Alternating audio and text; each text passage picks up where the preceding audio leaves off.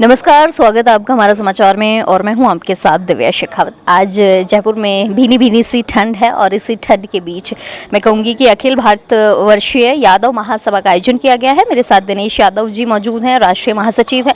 उनके साथ बात करेंगे, उनके साथ जानेंगे कि आज की जो महासभा हुई है उसका क्या उद्देश्य था, कितनी सफल हुई है, कितने लोगों ने इसमें भागीदारी निभाई है। दिनेश जी, बहुत स्वागत है सबसे पहले तो आप। Thank you. और मुझे बहुत खुशी है कि आपका चैनल हमारा समाचार महासभा को की मीटिंग को कवर करने आया। आप लोगों का बहुत बहुत धन्यवाद। अखिल भारत वर्षीय यादव महासभा 100 साल पुराना संगठन है। 1922 में इसका गठन हुआ है और ये 1924 हो गया, 25 चल रहा है और ये हमारा शताब्दी वर्ष है जिसको हम 2 साल के लिए मना रहे हैं। आज की जो बैठक है राष्ट्रीय कार्यकारिणी की बैठक है और इस बैठक में का एक कंप्लीट एजेंडा है। सबसे पहला इसमें एजेंडा है कि जो ऑर्गेनाइजेशन है, मैं आपको यहाँ बताना चाहता हूँ कि यादव महासभा का ऑर्गेनाइजेशन पूरे देश में ग्राम पंचायत स्तर तक है।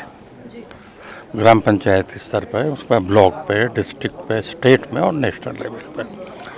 तो पहला हमारा एजेंडा ये है कि ऑर्गेनाइजेशन को और ज़्यादा कैसे चुस्त दुरुस्त किया जाए, इस एजेंडे पे हमारी चर्चा हुई है।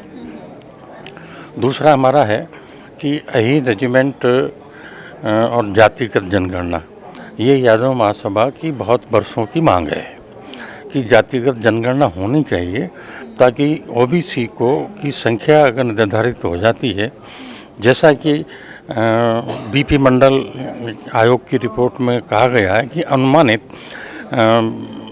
ओबीसी की जो संख्या है वो देश में 65% से अधिक है। लेकिन चूंकि ऐसा कोई जातिगत जनगणना नहीं हुई तो एक एक्यूरेट जो आंकड़ा है वो सरकार के पास नहीं है। तो हमारा ये कहना है कि जातिगत जनगणना कराई जानी चाहिए ताकि ओबीसी की संख्या पूरी तरह से आए और अधिक से अधिक संसाधनों पर ओबीसी की भागीदारी बने।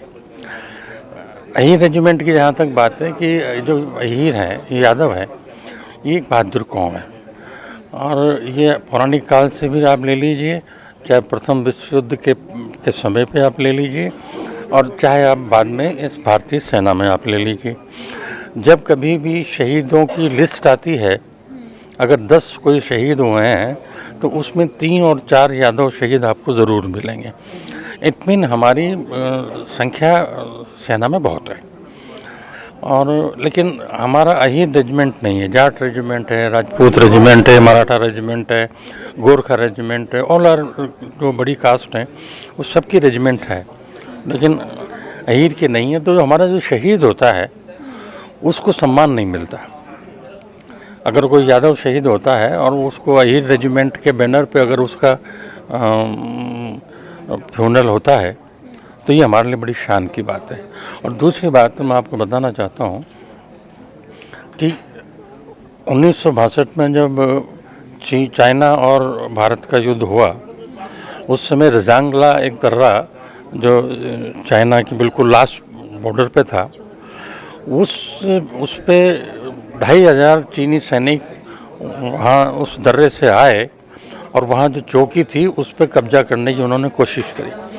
उस चौकी पर केवल 120 सैनिक थे जिनके पास में ठीक से जूते भी नहीं थे और गोला बारूद भी नहीं था। नीचे से आया कि भाई आप चौकी को छोड़ दीजिए, पोस्ट को छोड़ दीजिए और उनको कब्जा कर लेने दीजिए, हम लड़ नहीं पाएंगे।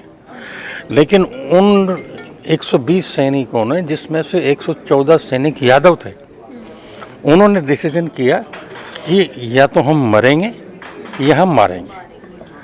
तो वो उन्होंने पोस्ट को नहीं छोड़ा और बाकायदा युद्ध किया और 2500 चीनी सैनिकों को भगा दिया। तो इस तरह के जो युद्ध हैं वो यादवों ने लड़े हैं। और ये जो रजांगला, जो बैटल ऑफ रजांगला, इसको दुनिया के हर देश में जो आर्मी की ट्रेनिंग होती है उसमें पढ़ाया जाता है, इवन चाइना में भी पढ़ाया जाता है कि युद्ध केवल हथियार से नहीं जीता जाता, युद्ध हौसले से जीता जाता है। तो ये इस तरह का गौरवशाली इतिहास रहा है यादवों का, तो हमारी अहिर रेजिमेंट बननी चाहिए और इसके लिए हमारी लड़ाई चल रही है। पूरे देश में हमने इसके लिए डिस्ट्रिक्ट लेवल पर डेमोस्ट्रेशन भी किए हैं और करीब 45 लाख पोस्ट कार्ड हमने प्रधानमंत्री को भेजे भी हैं। तो ये हमारी डिमांड है। तीसरा हमारा इसमें जो चल रहा है वो निर्णय ये होने जा रहा है कि शताब्दी वर्ष जो है 100 साल पूरे हो गए, तो इसके हमने 2 साल निर्धारित किए थे, 22-23 और 23-24। लेकिन अभी इसमें ये विचार आ रहा है, सभी लोगों की राय बन रही है कि शताब्दी वर्ष को और बढ़ाया जाए और 1 साल इसको 25-26 भी शताब्दी वर्ष उसको चलाना चाहिए। और इस पूरे शताब्दी वर्ष के कार्यक्रमों में अहिर रेजिमेंट और जातिगत जनगणना को हमको प्रमुखता से रखना है। ये आज की मीटिंग है और इन सब बातों पर चर्चा हुई है। पूरे देश से तकरीबन 300 कार्यकारिणी के सदस्य हैं, वो आधिकारिक रूप से इस बैठक में मौजूद हैं और करीब करीब सभी राज्यों से यहाँ है, चाहे तमिलनाडु हो, चाहे उत्तराखंड हो, चाहे बंगाल हो, चाहे केरल हो, चाहे उड़ीसा हो, सब जगह से आए हुए हैं। सब लोगों ने बहुत गंभीर रूप से हर भी मुद्दे पर चर्चा की है। यादव साहब, सवाल ये है कि आप लोग इतने लंबे समय से लड़ाई लड़ रहे हैं, तो गवर्नमेंट का कितना सहयोग है, कितना गवर्नमेंट आपकी बातों को मान रही है? 1967 में जब पहली बार ये मुद्दा उठा था, तो इसी तरह की यादव महासभा की राष्ट्रीय कार्यकारिणी की बैठक में तत्कालीन रक्षा मंत्री डॉक्टर स्वर्ण सिंह को बुलाया गया था और डॉक्टर स्वर्ण सिंह आश्वासन देकर के गए थे कि हम इस मुद्दे पर गंभीरता से विचार करेंगे। लेकिन ये दुर्भाग्य है कि चाहे कांग्रेस की सरकार रही हो, चाहे भारतीय जनता पार्टी की रही हो, चाहे मिली जुली और भी सरकारें रही हो, इस मुद्दे पर गंभीरता से अभी तक विचार नहीं कर रही है, जो बड़ा खेद का विषय है। सर, एक सवाल और है कि इस तरीके की जो आपने सभा की है, यादव महासभा है, कितनी ज़रूरी होती है कि एक जाजम पे पूरे समाज को इकट्ठा करें? देखिए, यादव महासभा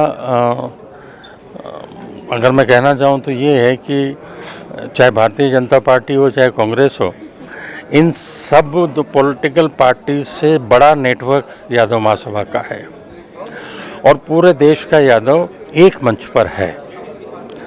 और ये जो एकता के कारण है, ये हम यादव महासभा राजनीति से दूर रहती है। ये सिर्फ सामाजिक मुद्दों पर, आर्थिक मुद्दों पर, शैक्षणिक विकास पर, आर्थिक विकास पर, सामाजिक विकास पर ही चर्चा करती है और उसी पर ये काम करती है। तो जब चूँकि हम इसको राजनीति से दूर रखते हैं, तो इसलिए सारा समाज, सारे देश का समाज इस जाजम पे इकट्ठा हो जाता है। वर्तमान सरकार से क्या उम्मीदें लग रही हैं? जितने आपने मुझे गिनाई है, इनमें से एक भी अगर पूरी कर देती है तो वर्तमान सरकार लग रहा है आपको? देखिए, जो प्रधानमंत्री नरेंद्र मोदी जी हैं, जैसा मैंने कहा आपको पहले भी कि तमाम सरकारें, उन तमाम सरकारों ने इस बात को स्वीकार भी किया है कि बनना चाहिए, लेकिन बनी नहीं। तो नरेंद्र मोदी जी से भी हम अनुरोध कर रहे हैं कि आपको बनाना चाहिए। कई समय पर, कई मौक़ों पर जो राजनाथ सिंह जी हैं रक्षा मंत्री, उन्होंने इस बात के संकेत भी दिए हैं, लेकिन स्पष्ट रूप से अभी इस पर कोई हमको आश्वासन नहीं मिला है। चलिए सर, बहुत जल्द शायद आपकी बातें सुनी जाएं। बहुत शुक्रिया। तो ये थे मेरे साथ दिनेश यादव जी, महासचिव हैं और आज जयपुर में महासभा का आयोजन किया गया है। यादव महासभा हुई है, यहाँ पर मैं कहूँगी दूर दूर से लोग पधारे हैं। एक ही छत के नीचे काफ़ी सारी बातें हुई है और ख़ास तौर पर कि सर ने कहा है कि जिस तरीके से जाट रेजिमेंट है, राजपूत की बात कर ले, तमाम है, लेकिन अहीर रेजिमेंट नहीं है। तो कहीं ना कहीं ये एक बड़ा सवाल उठता है कि क्यों नहीं है। तो उस पर कहीं ना कहीं सरकार को निर्णय लेना चाहिए। इनकी कई सारी मांगे हैं जो सरकार से हैं कि इन पर अगर सरकार विचार करे तो कहीं ना कहीं यादव समाज को भी आगे बढ़ने का मौका दिया जाएगा। कैमरा सहयोगी सुमन के साथ मैं दिव्या शेखावत, हमारा समाचार।